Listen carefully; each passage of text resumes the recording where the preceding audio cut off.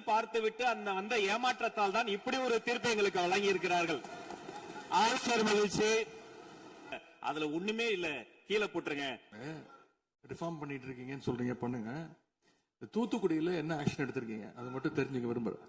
தூத்துக்குடியில ஒரு இன்சிடென்ட் சொன்னல உங்களுடைய சட்டமன்ற உறுப்பினர், அதுக்கு மட்டும் கொஞ்சம் விளக்கம் கொடுத்தீங்கன்னா நல்லா இருக்கும்.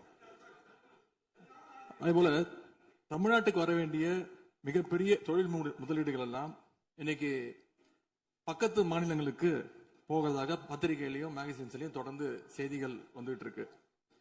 தொழில்துறை கைடன்ஸ் தமிழ்நாடு அமைப்புகள்ல முந்தைய ஆட்சியில் இருந்தக்கூடிய அதிகாரிகளை திடீர்னு மாத்தினதும் ஒரு தவறான முடிவுன்னு நாங்க கருதுறோம். இதனால தமிழ்நாடு பாதிக்கப்பட்டிருக்கு அப்படின்னு பத்திரிகைகளை தொடர்ந்து அறிக்கைகள்லாம் வந்துட்டு இருக்கு. இதற்கு இடையில ஆளுநர் உரையில தலைமைச் செயலாளர் தலைமையில தமிழ்நாடு இன்வெஸ்டர் ப்ரமோஷன் கமிஷன் என்ற பேர்ல ஒரு புது அமைப்பு உருவாக்கப்படும்னு அதை தெரிவிச்சிருக்கிறீங்க. அப்படின்னா இப்ப சிறப்பா செயல்பட்டு வருகின்ற கைடன்ஸ் தமிழ்நாடு அமைப்பு என்னவாகும் அப்படின்னு முதலமைச்சருடைய பதிலுரையில சொல்லணும்னு நாங்க விரும்புறோம். அன்பு பேரவைத் தலைவர் அவர்களே, இந்த அரசின் முன்னாடி இவ்வளவு பிரச்சனைகள் இருக்கு, ஏகப்பட்ட பிரச்சனைகள் இருக்கு. இதையெல்லாம் தீர்க்க முயற்சி பண்ணாம அடுத்த கட்சி ஆட்களை இழுக்கிற வேலையை தான் நீங்க எல்லாம் முழுவீச்சுல செஞ்சுக்கிட்டு இருக்கீங்க. இந்த அரசின் மீதான நம்பிக்கை வாக்கெடுப்பின் போது நான் குறிப்பிட்டு சொன்னேன், புதுமையான ஆட்சின்னு சொன்னீங்க, கடைசியில புஷ்பா பட ஆட்சியை கொடுத்திருக்கீங்கன்னு குறிப்பிட்டு பேசியிருந்தேன். அந்த அளவுக்கு குதிரை பேரம் தொடர்ந்து நடந்துகிட்டு இருக்கு. அப்படி பேசின அப்புறமாவது எதிர்க்கட்சி தலைவர்களுக்கு இந்த குதிரை பேரம் கழுதை பேரம் என்பதை பற்றி எல்லாம் பேசுவதற்கு இடமல்ல. இது ஆதாரம் இல்லாமல் எந்த பேரத்தை பற்றி பேசுவதை நான் அனுமதிக்க முடியாது. நீங்க அடுத்த இதுக்கு போலாம். 3 சீட்டர் சோஃபா, 3 சீட்டர் சோஃபா இன்னைக்கு 5 சீட்டர் சோஃபாவா அப்கிரேட் பண்ணிருக்கீங்க. ஏற்கனவே சோஃபா அனுப்பி அடுத்த கட்சி எம்எல்ஏக்கெல்லாம் இழுத்துக்கிட்டு இருந்தீங்க. இன்ஸ்டா மார்ட்ல பொருட்களை வாங்குற மாதிரி இன்ஸ்டன்டா எம்எல்ஏக்களை வாங்கிட்டு இருக்கீங்க. வாங்கி ராஜினாமா செய்ய வச்சு விட்டு இருக்கீங்க.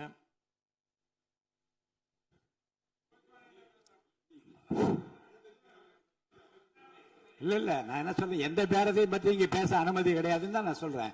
நீங்க உதாரணம் சொல்லுங்க, திடீர்னு எடுத்தோடனே குதிரை பேரம் சொல்லுவது, அப்புறம் இன்னொரு பேரம் என்று சொல்லி மாண்புமிகு உறுப்பினர் வந்து சோஃபான்னு சொல்றாரு. நான் என்ன சொல்றேன்னா, எதையும் சொல்லுவதற்கு இந்த அவைக்கு உரிமை உண்டு. ஆனால் சொல்லுவதிலே உண்மை இருக்க வேண்டும். உண்மைக்கு மாறான தகவல்களுக்கு இங்க இடமில்லை. ஏன்னா அர்த்தம் இருக்குல்ல. அப்ப நீங்க ஏதோ ஒரு அர்த்தம் உள்நோக்கத்தோடு சொல்லப்படுற, நீங்க சோஃபா இந்த சோஃபா என்று சொல்வதற்கு நீங்க ஒரு உள் அர்த்தத்தோடு ஒரு வார்த்தையை சொல்லுகின்றீர்கள், நகைத்தும் கொள்ளுகிறீர்கள். அப்ப மக்கள் அதை பற்றி என்ன நினைப்பார்கள்? சற்று விளக்கமாக ஆதாரம் இல்லாமல் சொல்லப்படுகிற எந்த வார்த்தைக்கும் எந்த குறிப்புக்கும் இங்க இடமில்லை.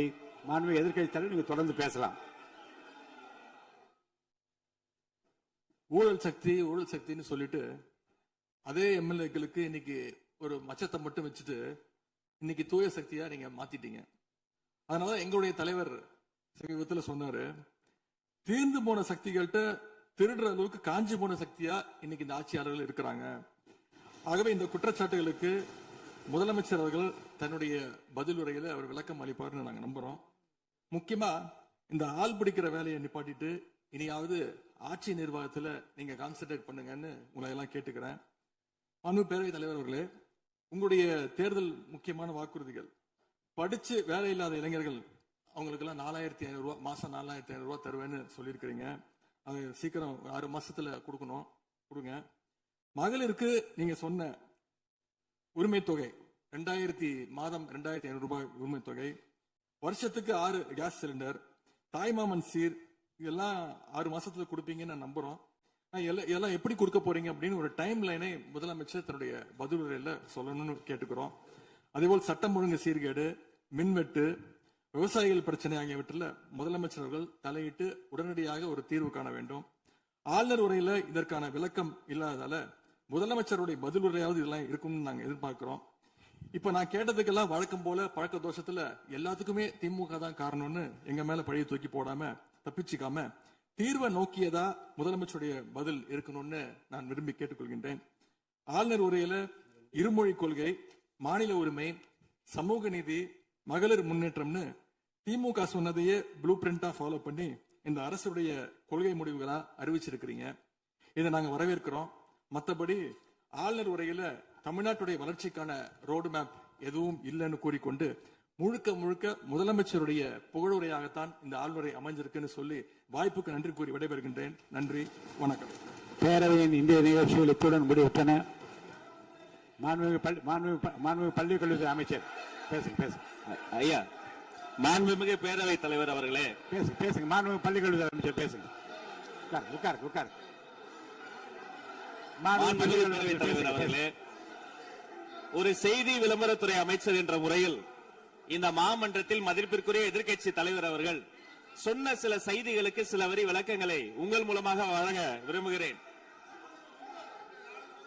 தன்னுடைய பேச்சிலே மாண்புமிகு எதிர்க்கட்சி தலைவர் அவர்கள் சில விளக்கங்களை ஆக்கப்பூர்வமாக ஆதாரத்தோடு கூறியிருந்தால் அதை குறிப்பெடுத்து அதன்படி இந்த தமிழ்நாடு அரசு தன்னுடைய திசைவழி போக்கை சரியான முறையில் செலுத்திக் கொள்ள தயாராக தான் இருக்கிறது.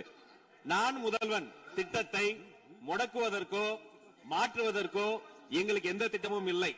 ஆனால் சில விஷயங்களை தெளிவுபடுத்த வேண்டும். 40 நாள் விரதம் முடிப்பது போல 40 நாட்கள் ஆட்சியை இந்த தாவேக அரசு நிறைவு செய்திருக்கிறது. இந்த 40 நாட்களும் பார்த்து விட்டேன், ஏமாற்றம் மட்டும்தான் மிச்சம் என்று அவர் சொன்னார். ஆனால் மக்கள் திமுகவினுடைய 40 நாள் அல்ல 5 ஆண்டுகளையும் பார்த்துவிட்டு அந்த வந்த ஏமாற்றத்தால் தான் இப்படி ஒரு தீர்ப்பை எங்களுக்கு வழங்கி இருக்கிறார்கள். ஆளுநர் மகிழ்ச்சி, அமைச்சர்கள் மகிழ்ச்சி, ஆளுநர் மகிழ்ச்சி என்றெல்லாம் சொன்னார். இந்த அரசில் தமிழ்நாடு மக்கள் மகிழ்ச்சியாக இருக்கிறார்கள் என்பதை தான் இன்றைய சட்டமன்றத்தினுடைய போக்கு காட்டுகிறது. நான் முதல்வன் திட்டத்தை பொறுத்தவரை தமிழ்நாடு முழுக்க இருக்கக்கூடியவர்களை நான் முதல்வன் என சொல்ல வைத்துவிட்டு ஒரே ஒரு குடும்பத்தில் மட்டும் முதல்வர்கள் வந்து கொண்டிருக்கின்ற போக்கை மாற்றுவதற்காக தான் இப்படி ஒரு சட்டமன்றம் அமைந்திருக்கிறது. தமிழ்நாடு வரலாற்றில் முதல் முறை முதலமைச்சர் மட்டுமல்ல, மாண்புமிகு சி ஜோசப் விஜய் அவர்கள் முதல் முறையிலேயே முதலமைச்சராக இருக்கிறார். அவருக்கு பிறந்தநாள் வாழ்த்துக்களையும் சொல்லிக் கொண்டு, நிதி ஆயோக் கூட்டத்தில் மாண்புமிகு முதல்வர் சொன்னதெல்லாம் 40 நாட்கள் நீங்கள் செய்திருக்க முடியாது, அது திமுக தான் காரணம் என்று சொன்னார்கள். நானும் அதை தான் சொல்கிறேன். இன்று அவர் சொன்ன சட்டம் ஒழுங்கு, போதை பொருள் எல்லா பிரச்சனைக்கும் 5 ஆண்டு காலமாக அவர்கள் செய்த திமுக ஆட்சி தான் காரணமாக இருக்க முடியும் என்பதையும் சுட்டிக்காட்டிக் கொள்கிறேன். பள்ளி மாணவர்கள், ஒரு கல்வித்துறை அமைச்சர் நான், பள்ளி மாணவர்களினுடைய புத்தக பையிலே அன்றைய முதல்வர் ஸ்டாலின் படத்தை நாங்கள் போடவே இல்லையே என்று பெருமையாக சொன்னார். அப்புறம் ஏன் சார் லேப்டாப்ல மட்டும் அந்த படத்தை போட்டீங்க? நீங்க லேப்டாப்பில் போட்ட படத்தை எங்கள் மாணவர்கள் திண்ணர் வைத்து அழித்து விட்ட காட்சிகளும் சமூக வலைதளத்தில் பார்த்து கொண்டுதான் இருக்கிறோம். ஒரு வரியில் சொல்லுகிறேன், கோயில் பிரச்சனையை முத்தமிழறிஞர் டாக்டர் கலைஞரினுடைய வசனத்தையே சொல்கிறேன். நாங்கள் கோயில் கூடாது என்று சொல்லவில்லை, கோயில் கொடியவர்களின் கூடாரமாக மாறிவிடக் கூடாது என்றுதான் சொல்லுகிறோம். தூய்மை தொழிலாளர்களை இன்றே பார்த்து விட்டதாக முன்னாள் முதல்வர் பார்த்து விட்டதாக சொல்கிறார்கள். எங்கள் கேள்வியே அதுதான்.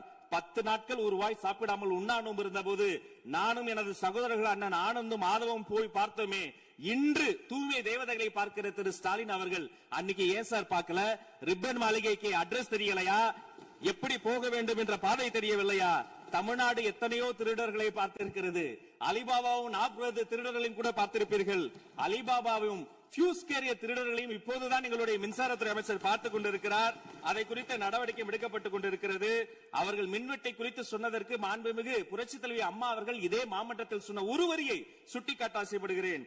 இந்த மாமன்றத்திலே தமிழ்நாட்டிற்கு மின்சார தடையை அறிமுகம் செய்த திமுக எதற்கு மின்சார தடையை பற்றி பேசுகிறது என்று அவர் கேட்டார். கலைஞர் வண்ண தொலைக்காட்சி கொடுத்தார்கள், அந்த நாட்களை பார்க்க முடியாது. கலைஞர் வண்ண தொலைக்காட்சி கரண்ட் இல்லாம கருப்பு வெள்ளையா பிளாக் அண்ட் ஒயிட்டாவே போன அந்த காலங்களை எல்லாம் மறந்துவிட்டு ஆதாரம் இல்லாமல் உண்மைக்கு புறமான செய்திகளை மாமன்றத்தில் அவர்கள் சொல்வதை இதோடு நிறுத்திக் கொள்ள வேண்டும். நேரலையை குறித்து கேட்டார்கள். எனக்கு ஆச்சரியமாக இருக்கிறது. 3 ஆண்டு காலமாக ஒரு தொழில்நுட்ப கோளாறாக அன்றைய சபாநாயகர் நேரலையை இருட்டடிப்பு செய்து விட்டார். ஆனால் இன்று மாண்புமிகு சபாநாயகர் நேரலையை கொடுத்துக் கொண்டிருக்கிறார். அவருக்கு எங்கள் சார்பாகவும் நன்றியை கூறிக்கொண்டு, விவசாயிகளை குறித்து இந்த மாமன்றத்தில் ஒன்று சொல்கிறேன். தமிழ்நாடு வரலாற்றிலேயே விவசாயிகளினுடைய சங்கத்தின் தலைவர்கள் மீது குண்டாஸ் போட்ட ஒரு சர்க்கார் திமுக சர்க்கார். ஆனால் அவர்கள் கண்ணீரை போக்க நாங்கள் போராடி கொண்டிருக்கிறோம். அரசு பள்ளிகளில் எந்த கட்சிக்காரர்களும், அது தாவேகாரர்களாக இருந்தாலும் சரி, பள்ளி மாணவர்களை தொந்தரவு செய்யாதீர்கள் என்று சொன்னதோடு மட்டுமல்ல, பெருமையோடு சொல்கிறேன், எங்கள் கட்சியினுடைய ஒன்றிய செயலாளர் அரசு பள்ளியில் சென்று ரீல்ஸ் எடுத்ததற்காக நேற்றைய தினம் கட்சியை விட்டு நீக்கியிருக்கிறார் என்னுடைய பொதுச் செயலாளர். சட்டம் ஒழுங்கு பிரச்சனையை பற்றி பேசுகிறவர்களுக்கு அண்ணா பல்கலைக்கழகம் நினைவுக்கு வரவில்லையா? அண்ணா நகரில் பெத்த பிள்ளைக்கு கொடுமை நடந்ததற்கு கம்ப்ளைண்ட் கொடுக்க வந்த அப்பா அம்மா மீதே அடித்து துன்புறுத்தியது நினைவுக்கு வரவில்லையா? யார் அந்த மேலிடம் என்று கேட்பவர்களுக்கு யார் அந்த சார் என்பது நினைவுக்கு வரவில்லையா என்பதை உங்கள் மூலமாக நான் கேட்டுக்கொள்கிறேன். இடையில் ஆங்கிலத்தில் ஒரு விஷயம் சொன்னார், to remain silent. I want to quote Walter. I may not agree with what you are saying, but I am ready to give my life to defend your right to say it. எதிர்க்கட்சிகளினுடைய கருத்துகளையும் அரவணைக்கக்கூடிய மாமனிதர் இந்த மன்றத்தில் முதல்வராக உட்கார்ந்து கொண்டிருக்கிறார். ஆக்கப்பூர்வமான விமர்சனங்களை சொல்வீர்கள் என்று பார்த்தால் திரும்ப அரசியல் விமர்சனங்களை மட்டுமே சொல்லிக் கொண்டிருக்கிறீர்கள். இந்த சோஃபா கதையை என்னைக்கு விட போகிறார்கள்? எங்கள் தலைவர் சினிமாவை விட்டாலும் அவர்கள் அட்லி என்கிறார்கள், புஷ்பா என்கிறார்கள், ஜுராசிக் பார்க் என்பார்கள் போல் இருக்கிறது. நான் ஒன்று சொல்லிக் கொள்கிறேன், அந்த சோஃபா அவர்கள் வாங்கியது, அவர்களினுடைய வசதி கருத்து வாங்கியது. மதிப்பிற்குரிய அண்ணன்களை நீங்கள் சிறுமைப்படுத்தக் கூடாது. ஆனால் ஒன்று உறுதி, எந்த காரணம் கொண்டும் பார்க்க வருகிற கூட்டணி தலைவர்களுக்கு மட்டும் பிளாஸ்டிக் சேர் போட்டதை போல சிறுமைப்படுத்தக்கூடிய கட்சி தமிழக வெற்றி கழகம் இல்லை என்பதை இந்த நேரத்தில் நான் தெரிவித்துக் கொள்கிறேன். சிங்க பெண்களை குறித்து அன்றே விரிவாக தெளிவாக அழகாக நான் கூறிவிட்டேன். சிங்க பெண்கள் இந்த நாட்டினுடைய தமிழ்நாடு அரசினுடைய பொக்கிஷம். அவர்களை குறித்து மீண்டும் மீண்டும் இப்படி சிறுமைப்படுத்தி பேசியதற்காக மாண்புமிகு பேரவைத் தலைவர்கள் அதை கண்டிக்க வேண்டும். சிங்க பெண்களை குறித்து இனி யாராவது தவறாக பேசினால் அதை அனுமதிக்க கூடாது. இப்படி தவறாக பேசியதற்காக அவர்கள் மன்னிப்பு கேட்க வேண்டும் என்று தமிழக வெற்றி கழகத்தினுடைய அரசு சார்பில் கேட்டுக்கொள்கிறேன். வாக்குறுதிகளை பற்றியெல்லாம் பேசினார்கள். பொதுவாக வாக்குறுதிகள் சர்வதேச அளவில் பொலிட்டிக்கல் பினாமினல் எப்படி உருவாகிறது?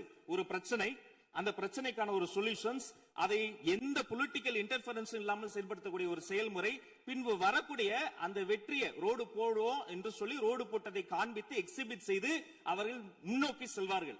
ஆனா இங்க பொறுத்த வரைக்கும் நாம தமிழ்நாட்டில் இதுவரைக்கும் ஆண்டவர்கள் பிரச்சனையை ஐடென்டிஃபை பண்ணி சொல்லவே மாட்டாங்க. ஏன் தெரியுமா? அந்த பிரச்சனையே அவங்கதான், அவங்களே அவங்களை ஐடென்டிஃபை பண்ணி எப்படி சொல்ல முடியும்?